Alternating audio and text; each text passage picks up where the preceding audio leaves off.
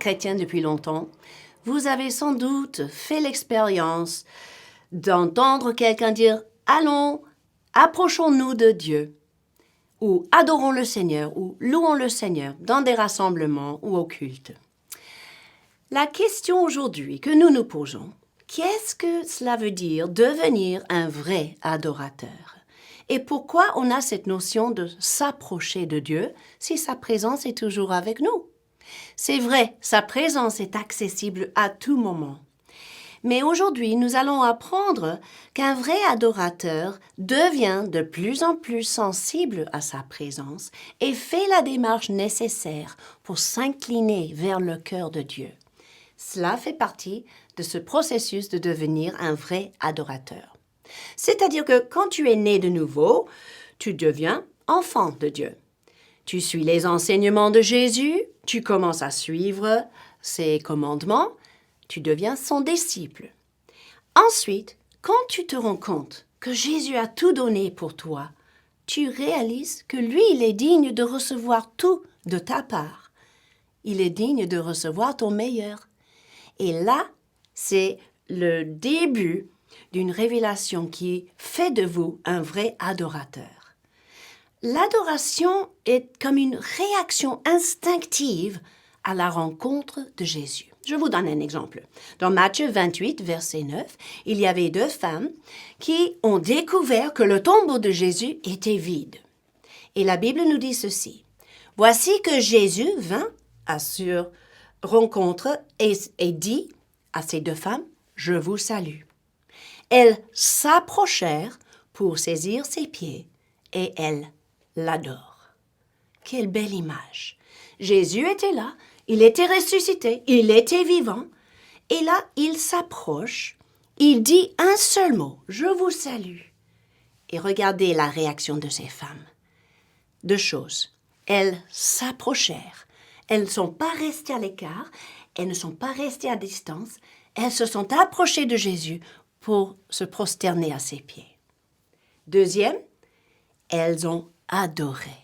Elles ont offert à Jésus l'amour, la reconnaissance, l'admiration, l'appréciation, cette réaction de découvrir qu'il est vivant et qu'il est digne d'être loué et adoré. Quelques astuces, donc, si tu veux devenir un vrai adorateur. Première chose, sois intentionnel. Sois généreux et intentionnel dans ton expression d'amour pour Jésus.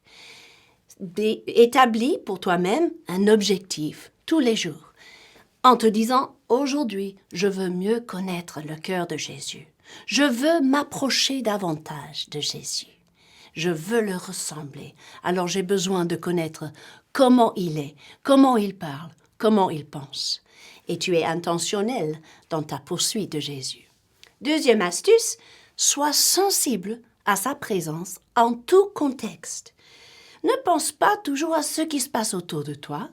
Je vois parfois même des chrétiens au milieu d'un culte où tout le monde est en train d'adorer et ils restent à leur place, bras croisés, regardant à gauche, à droite et pensent à quoi faire pour le repas de midi. Là, on perd cette connexion précieuse avec Jésus.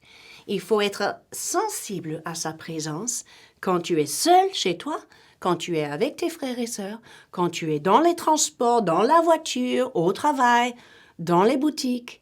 Sa présence t'accompagne toujours et tu peux toujours te sensibiliser à ce qu'il dit et ce qu'il veut faire quand il t'accompagne en tout lieu.